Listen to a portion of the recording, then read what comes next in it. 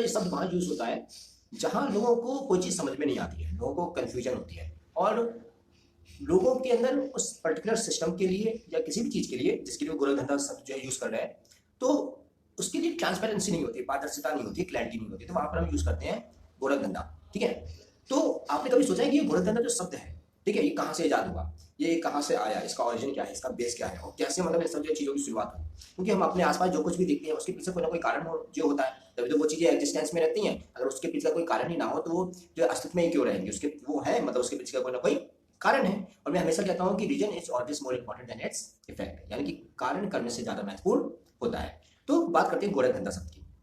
ठीक है, तो गोरख धंधा ये शब्द आया मतलब कहाँ से? वो जहां तक भी हमारे पास भारतीय कल्चर की, जो भारतीय संस्कृति की, इंडियन कल्चर की जो साक्ष्य है, मतलब इतिहास में जहां तक भी हमारे पास लिखित रूप में हमारे पास एविडेंस है, ठीक है, तो उसी के आधार पर 1100 ईस्वी के आसपास जो है एक संत हुए थे गोरखनाथ। और ये जो है भारतीय संस्कृति में बहुत महान संत हुए थे। ये कबीर के पहले के भी थे।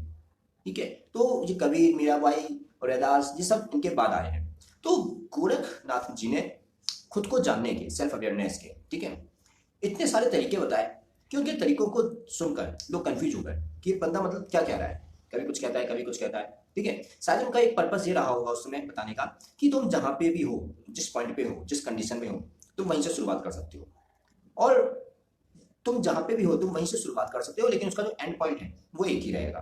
ठीक है, वो क्या रहेगा एंड पॉइंट? Self awareness.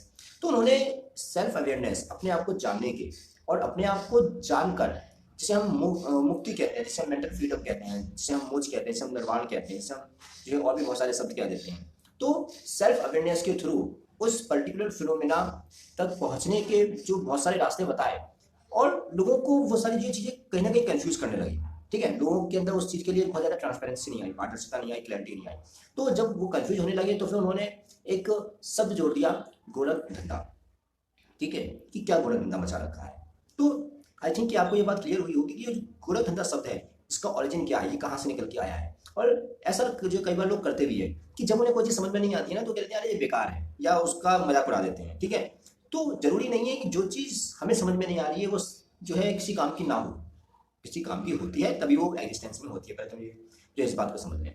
ठीक है, तो इसी तरीके से जो है जो गोरख धंधा शब्द है, हम जहाँ पे भी जो है यूज़ कर रहे हैं थोड़ा सोच लें, समझ लें कि किस तरीके से जो है जिस चीज़ के लिए भी हम यूज़ कर रहे हैं उसकी एक्चुअल इंपॉर्टेंस कहाँ किस नज़रिए से है।